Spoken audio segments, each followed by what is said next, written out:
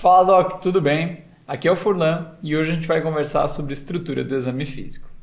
Doc, dando continuidade então ao nosso módulo de semiologia, a gente já falou sobre o que é o método clínico, sobre a anamnese e agora a gente vai começar a falar sobre exame físico e a gente vai falar sobre exame físico geral e de diversos segmentos. Mas para isso, primeiro a gente vai conversar um pouquinho sobre como que funciona o exame físico, qual é a estrutura dele e quais são as técnicas e habilidades que a gente precisa. Bom, nessa aula a gente vai conversar sobre o exame físico geral, né? E a gente vai falar um pouquinho sobre as habilidades que a gente desenvolve ao longo do exame físico. A inspeção, né? Falando um pouquinho sobre caracterização do ambiente, semiotécnica da inspeção.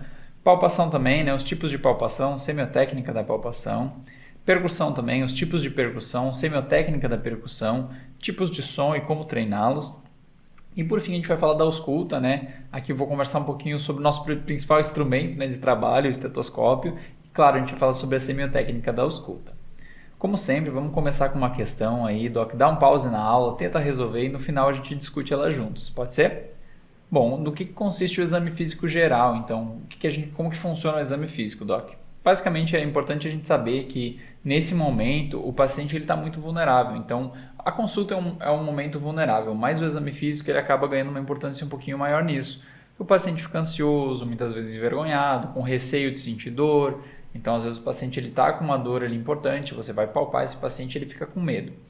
E muitas vezes ele não sabe o que vai acontecer. Então é importante que o profissional se mantenha calmo, organizado, explicando cada procedimento que vai ser feito. E claro, né, lembrar que o exame físico ele é um complemento da anamnese, então novas perguntas podem surgir, assim como a confirmação de perguntas anteriores. Então, por exemplo, o paciente ele chega com uma queixa de dor nas costas. Você está conversando com ele, aí você está fazendo toda a anamnese, e quando você passa para o exame físico, você vai palpar as costas desse paciente. Esse é o momento que você vai perguntar novamente. Ah, certo, você me disse que a dor é aqui, certo? Não, mais para cima, mais para baixo. Aí você vai confirmando com ele essas informações. Sistematização também, a gente vai utilizar todos os nossos sentidos. Então aqui a gente utiliza olfato, visão, audição e o tato para examinar esse paciente. E claro, quais são as habilidades que a gente tem? Basicamente a gente tem 4 habilidades que a gente faz durante o exame físico, que é a inspeção do paciente, a palpação do paciente, a percussão e a ausculta. Começando então a falar um pouquinho sobre a inspeção, Doc, a inspeção ela é feita a partir do sentido da visão, né? Ela é o primeiro contato que a gente tem com o paciente e ela vai se iniciar ainda na anamnese. Então, no momento que o paciente entra no consultório, você começa a inspeção. Qual que é o exemplo clássico disso, né? Você vai me perguntar, poxa, Furlan, mas a inspeção faz parte do exame físico, como é que eu vou começar isso antes? Doc, o exemplo clássico, por exemplo, é o paciente que está hipocorado, o paciente que está ictérico, o paciente que tem lesões de pele. Você está sentado no seu consultório, o paciente entra pela porta, começa a sua inspeção. Por exemplo, o paciente está amarelo, o paciente está ictérico, o paciente está hipocorado. Tudo isso faz parte da sua inspeção. E é na inspeção que a gente vai investigar então a superfície corporal, né, e as partes mais acessíveis das cavidades em contato com o exterior. Estou falando de ouvido, boca, mucosa da boca, nariz, tá certo? Doc, lembrar então que ela é feita a partir do sentido da visão. Primeiro a gente faz uma inspeção geral desse paciente, né? Quando você bate o olho no paciente, você vê ele como um todo. Em seguida a gente vai fazer a inspeção direcionada, em que a gente pode utilizar de diferentes mecanismos, como a lupa ou mesmo um dermatoscópio para avaliar cada segmento. Isso é muito feito na dermato, né? Em que a gente avalia cada segmento da pele diferente.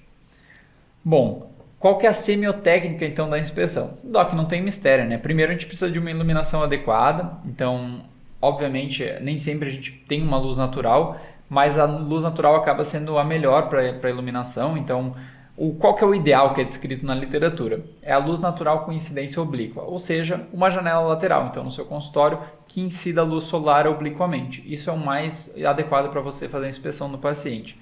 E quando você vai inspecionar cavidades, né, boca, orelha, nariz, a gente geralmente utiliza de um foco luminoso, uma lanterninha.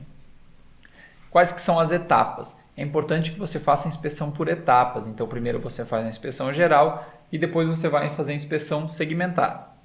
Na inspeção segmentar, a gente nunca vai despir o paciente como um todo. Você não vai pedir para o paciente tirar a roupa e você vai vendo por partes cada coisa. Você vai pedir, por exemplo, para ele tirar o braço, tirar a camiseta, depois tirar a parte de baixo, daí ele pode vestir a camiseta, para você preservar, né, esse paciente, preservar então o paciente como um todo. Sobre a duração, então, a inspeção ela começa durante a anamnese e ela vai continuar durante todo o exame clínico. Você pode estar lá fazendo suas hipóteses diagnósticas, solicitando exames, medicando o paciente, ainda assim você está fazendo inspeção, porque você pode ver coisas que você não viu anteriormente.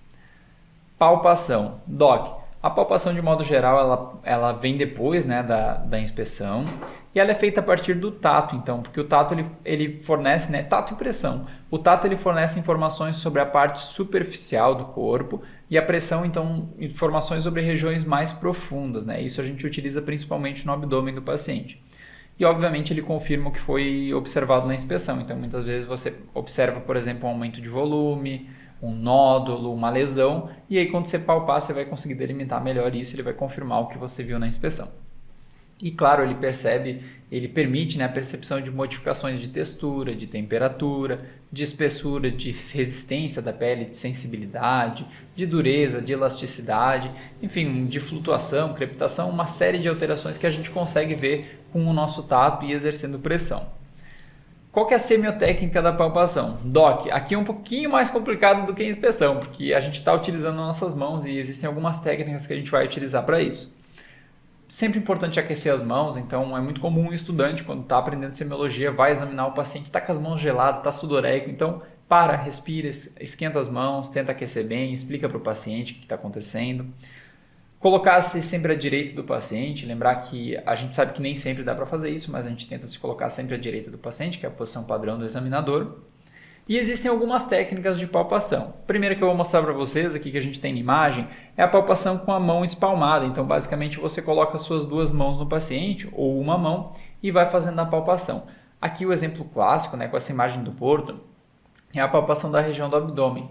Lembrar que no exame físico do abdômen, a gente vai falar isso na aula de exame físico do abdômen, mas já adiantando, no exame físico de abdômen a gente sempre faz a palpação superficial e a palpação profunda, né? Por isso que a gente descreve lá abdômen indolor, a palpação superficial, e doloroso, a palpação profunda. Na palpação superficial a gente utiliza muito mais o tato e uma pressão de leve, então aqui a gente utiliza as mãos uma do lado da outra, que é um reconhecimento de território e de sentir sensibilidade, alterações de textura, enfim. Em seguida, Doc, a gente vai fazer a palpação com uma mão superpondo-se à outra. Ou seja, você coloca a sua mão dominante, por exemplo, a minha mão é a mão direita, e a mão esquerda ela vai por cima. Então, você faz pressão no abdômen desse paciente, ou seja, a área que você está examinando, para que você consiga, então, ver as regiões mais profundas da cavidade, certo? Doc, outro tipo de pressão de palpação é a palpação com a mão espalmada, em que se usa apenas a ponta dos dedos. Perceba nessa imagem que ela está tentando palpar o ictus do paciente, que é onde fica a região de ápice cardíaco. A gente sabe que na região aqui só da polpa, né, com a mão espalmada, a polpa digital é onde a gente tem maior sensibilidade, então isso ajuda.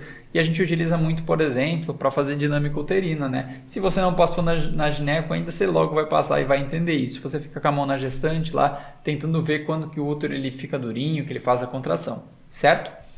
Palpação com a borda da mão também. Aqui você está tendo novamente um exemplo aqui em que está sendo palpado o ictus desse paciente. Essa região da mão é uma região de muita sensibilidade também, então segue mais ou menos a lógica da palpação anterior.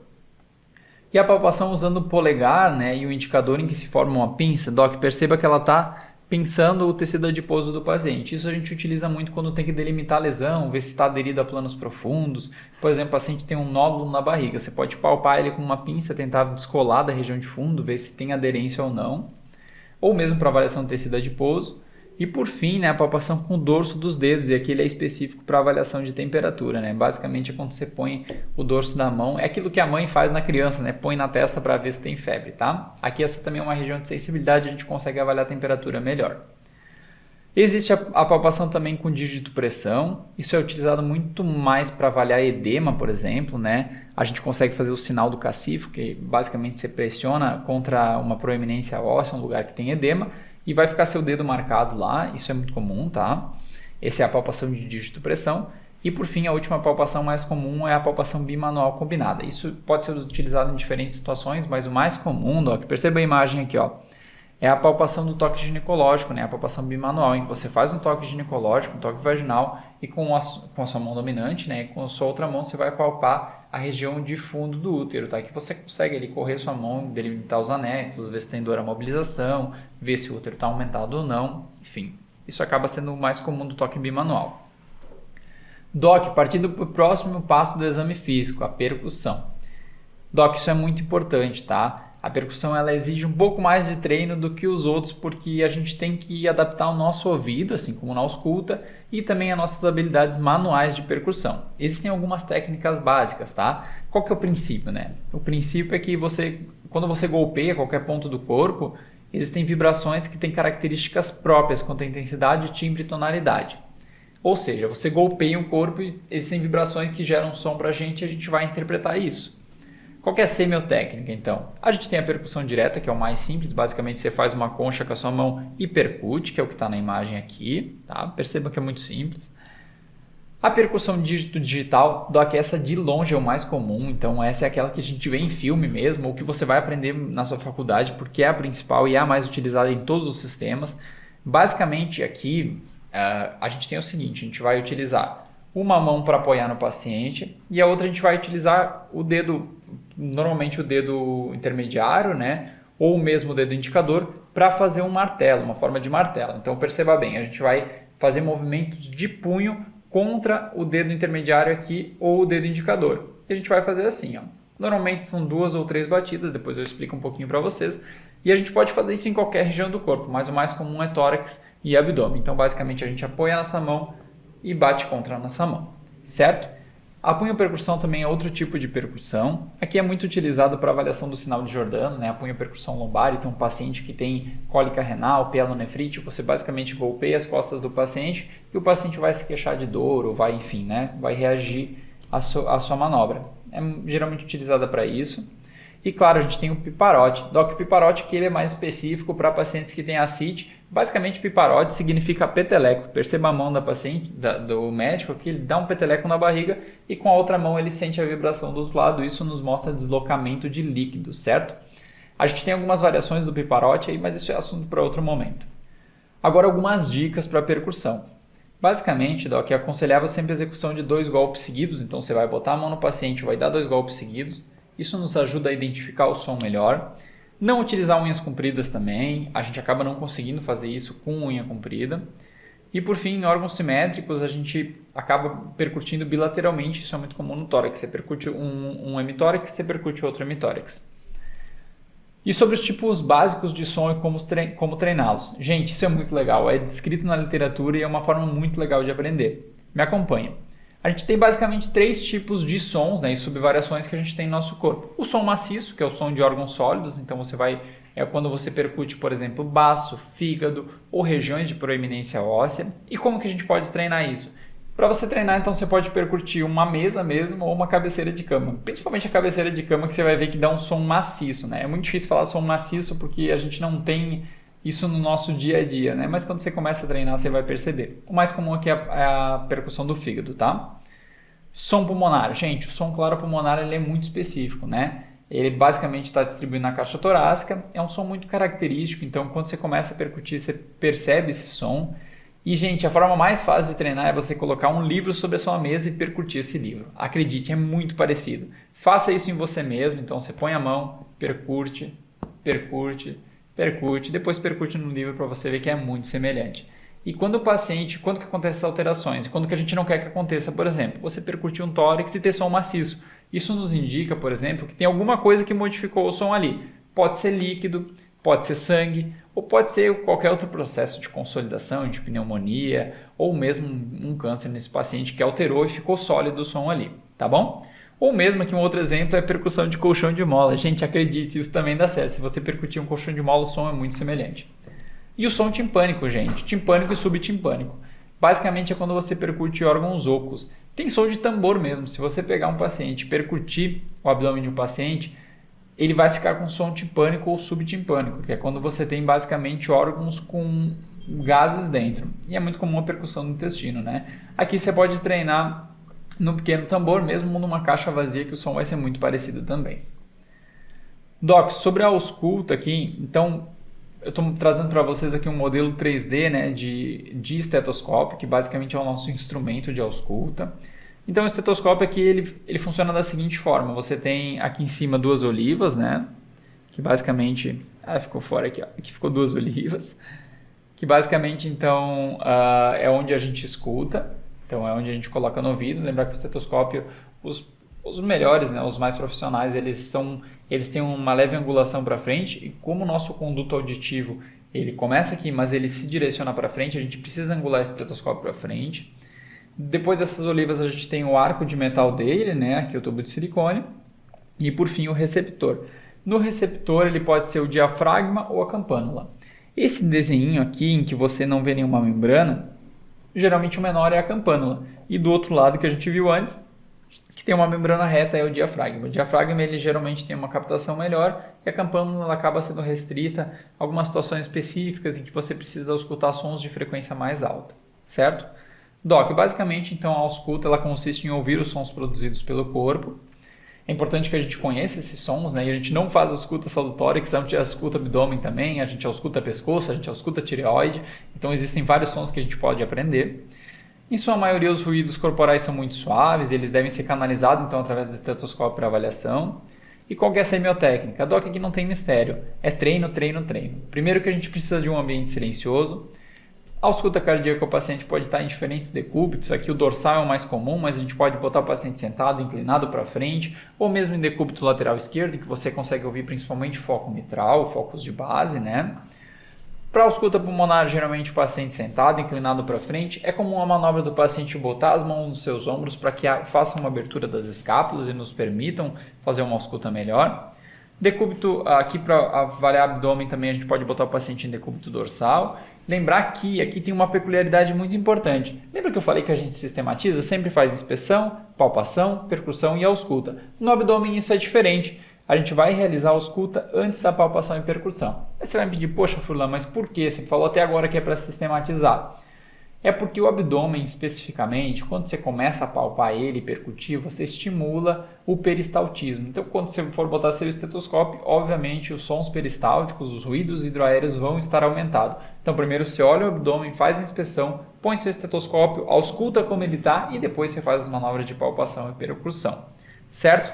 Doc, por fim, a campânula ou o diafragma, né? Eles devem ser sempre dispostos levemente sobre a pele. Isso foi um problema que eu enfrentei muito ao longo da minha graduação. Eu ia examinar um paciente e eu não ouvia nada. Muitas vezes o preceptor botava o estetoscópio e dizia assim, você está ouvindo esse sopro? E obviamente a gente disse, sim, estou ouvindo, né? Mas não, eu não estava ouvindo. E eu descobri isso mais para o final da minha graduação, quando eu estava examinando um paciente e eu percebi que, na verdade, a gente precisa só encostar o nosso estetoscópio no paciente e não exercer pressão. Isso faz muita diferença, porque quando você está exercendo pressão, você altera a qualidade dos sons que você está ouvindo. Então, você precisa ouvir sons de baixa frequência, por exemplo, como sons dos batimentos cardíacos. Se você pressionar, você só vai ouvir o pulmão e não vai ouvir nada de batimento. Então, bota levemente sobre a pele e você vai orientando o paciente às manobras que você quer fazer. Por exemplo, vai escutar pulmão, pede para o paciente respirar fundo, com a boca aberta, sempre em linguagem clara e orientando o paciente, né, a não falar, por exemplo, durante o exame, porque você vai só ouvir ele falar, certo? Doc, eu fiz um macete para a gente, então, para a gente conseguir lembrar dos principais passos do exame físico. É um macete bem bobo, mas vai ajudar. IPA. E não, Doc, não é a IPA da cerveja, tá? É o IPA com IPPA. Inspeção, palpação, percussão e ausculta. Lembrando que essa é a regra clássica, né? Mas quando a gente vai examinar o abdômen, a gente vai fazer a ausculta primeiro, certo? Doc, algumas questões, alguns flashcards para a gente fechar com chave de ouro a nossa aula. Em que momento que tem início a inspeção? Doc, questão fácil, né? Primeiro assunto que a gente abordou na aula. Letra A, anamnese. B, no início do exame físico. Letra C, após a ausculta. Ou letra D, após a percussão. Falso, né? A inspeção começa lá fora do consultório, no início da anamnese, no início do seu contato com o seu paciente. Então, letra A. Agora a resposta da nossa questão, Doc. Sobre a técnica básica do exame físico, assinar a alternativa incorreta. Incorreta, hein? Letra A, a inspeção utiliza o sentido da visão para avaliar o estado geral do paciente. Show de bola. Letra B, a palpação se baseia nos sentidos de tato e pressão, para o médico avaliar o paciente. Perfeito. Letra C, a percussão avalia o som obtido e a resistência oferecida pela região. Show de bola também. E letra D, geralmente o médico se posiciona à esquerda do paciente. Poxa, a gente falou isso tantas vezes, né? O médico deve se posicionar à direita, salvo exceções, certo? Então não é a esquerda, é a direita do paciente. Doc, alguns flashcards aí. Dá um pause sempre, lê com calma, tenta responder e eu vou dar a resposta logo em seguida.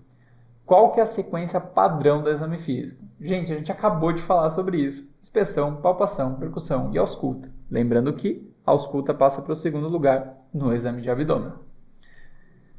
Próximo flashcard, em qual segmento corporal utilizamos a ausculta antes da palpação e percussão? Gente, acabei de falar, né? Abdômen, porque é muito importante que a gente não estimule peristaltismo no paciente antes de fazer a nossa ausculta. E agora, quais que são os 3 tipos básicos de sons que ouvimos na percussão?